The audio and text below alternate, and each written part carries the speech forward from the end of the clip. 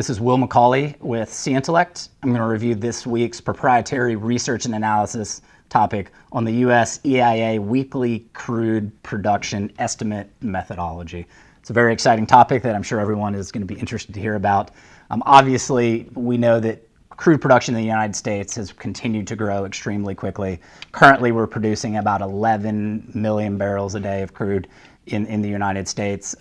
So the timeliness and the accuracy of short-term estimates are extremely important in understanding what the supply and demand balance is in the United States.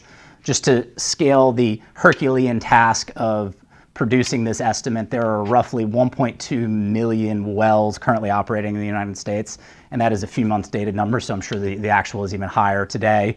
So it is not feasibly possible to survey or sample or get any kind of accurate measurement that way.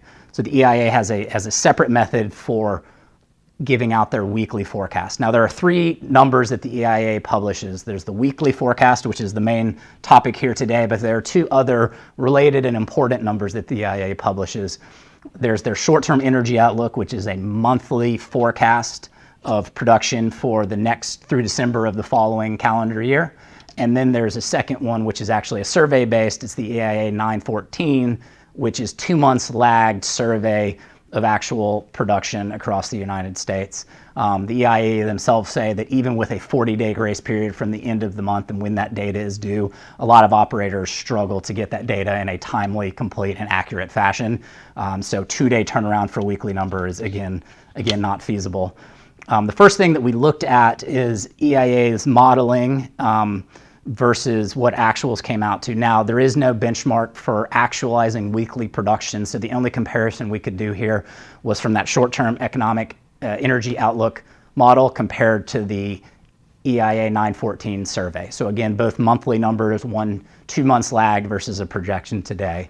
Generally, over the last 2 years of 2016 and 17, we in the EIA have found that their number on average is within 1.3% of the actuals. To put that into barrels, that's about 150,000 barrels a day or 4.5 million barrels a month. So in the grand scheme of 11 million barrels a day, not too large of a variance. Now the largest variance that you'll see is 3.7%. That equates to about 400,000 barrels a day or about 12 million barrels, per month of production. Again, that's missing about 1 day every month, and that is in the worst case scenario that we've seen over the last 2 years. The final thing to point out is that directionally, both the EIA's short-term energy outlook forecast and the survey are directionally the same, either increasing production month over month or declining production month over month, 72% of the time. So again, that's directionally correct 72% of the time.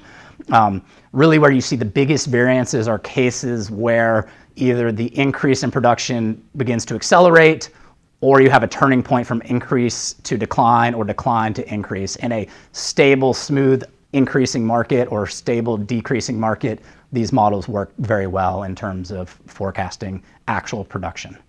So to come up with EIA's weekly estimate, they really have three categories that they put their production into. The first is the lower 48 states of the United States. That represents 75 to 80% of total production. The second is the federal Gulf of Mexico, which is another 15 to 20%. And then the final is Alaska, which is around 5%. So the first two that I talked about, the lower 48 and the federal Gulf of Mexico, use a very similar methodology with one difference. The most important factor to all of this is the short-term energy outlook monthly model estimate that the EIA produces for both of those. Now, to get from a monthly number to a weekly number, the EIA does an interpolation methodology from the beginning of 1 month to the beginning of the next month. So you have a steady increase across the month in the event of an increasing production market from month to month.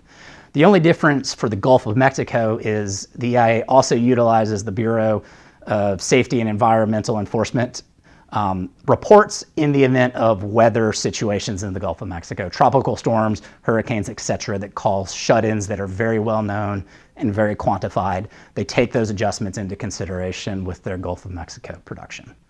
For Alaska, it's a little bit different. You get very good daily production data from North Slope, Alaska. That is all the volume going into the Trans-Alaska Pipeline System. So that number is published daily. They use the latest number from there.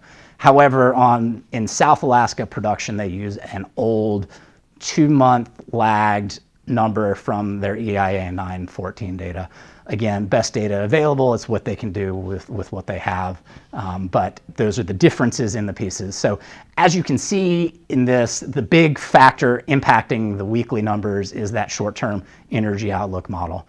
So that's where we're going to spend most of our time today, is talking about how that model works, what the inputs are, and what that model really is. Now, the EIA is a little opaque with what the model is. We know it's an econometric model that has roughly 2,000 equations in it. It has specific modules for different products in the energy market. It produces volume and price estimates across the energy spectrum in the United States. So it's not specific to crude production. It's a much larger, broad econometric model that includes both macro factors and micro factors associated with particular energy products.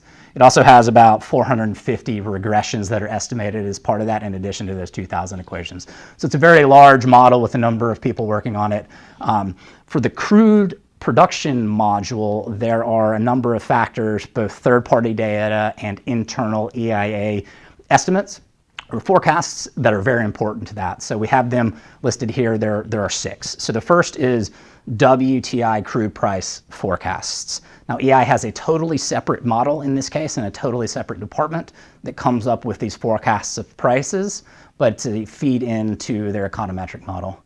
The second big factor is rig counts. They primarily use Baker Hughes, but other vendors as well, because it's a timely data set and it's a weekly data set that they have strong confidence in.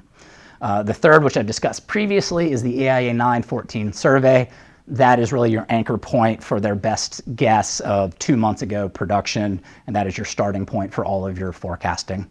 The fourth is drilling info well level data. Again, the EIA is not going out there and surveying individual wells, and so they rely on EIA drilling info's data for decline curves and initial production rates.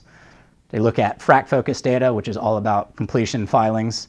And then the final thing they look at are industry filings, 10Ks, Qs, 8Ks, and general press releases in the industry to make manual adjustments into the factors in their model. Better way to talk about those things is to actually look at a flowchart of how the data flows into their model, interacts with each other, and ultimately results in a production. So on this table here, you see the darker blue numbers are raw data from third-party vendors. The light blue boxes on the left are internal either EIA assumptions or internal EIA forecasts from other departments. The orange boxes or brown boxes, which I'll talk about in a little bit more, is EIA takes wells and buckets them into 3 different categories based on when they were drilled. They look at legacy wells, which are pre-2015 wells. They look at post-2015 through 2 months ago wells where you have decent production profiles. And then they have a total separate profile for new wells that were drilled and started producing in the last 2 months. Those 3 profiles are aggregated up from region level estimates into aggregates, and that produces their forecasts. The other big factor is, again, rig counts, and they come up with a rig count forecast based on the Baker Hughes data and their near-term price forecasts for crude oil.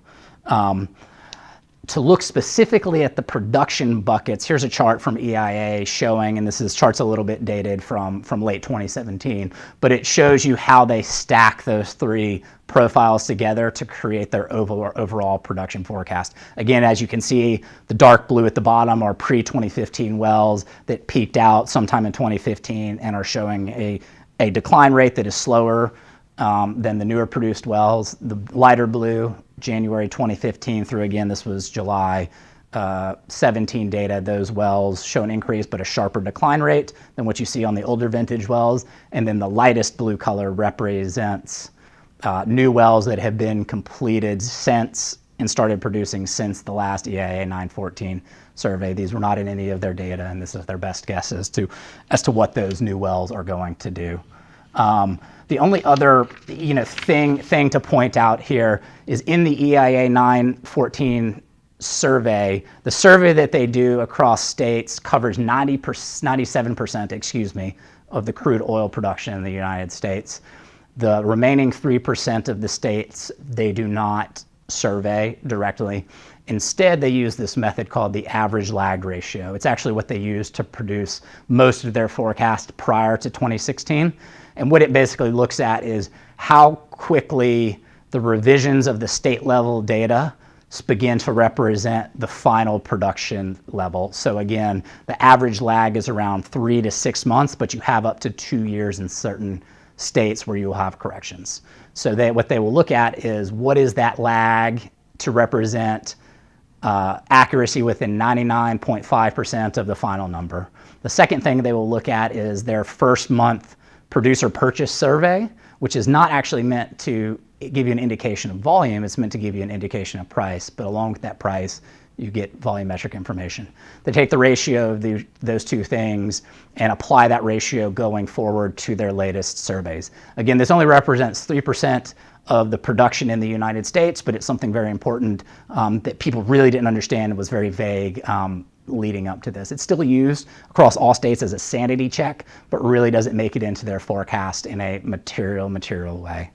So ultimately, I think the takeaways here is that forecasting and surveying and finding out what weekly crude production in the United States is a Herculean task. The sheer size and the time schedule required to do that makes this an extremely difficult process. Generally, I think the EIA is doing a good job, and their data tends to point that out. Again, 1.3% average variance on a month is great. Now you're getting a little bit of weekly variance that is larger than that for sure, but again, there's no true benchmark to go back and compare to and ultimately set your model to. So again, weekly estimates expect variance, expect difference, but overall we think the EIA is doing a fairly good job of properly representing production, again with the data limitations and the time lags that you see. For much more detail on the average lag ratio and all of the methodology that the EIA uses in their forecasting, please visit our full research and analysis report at cEntellect.com.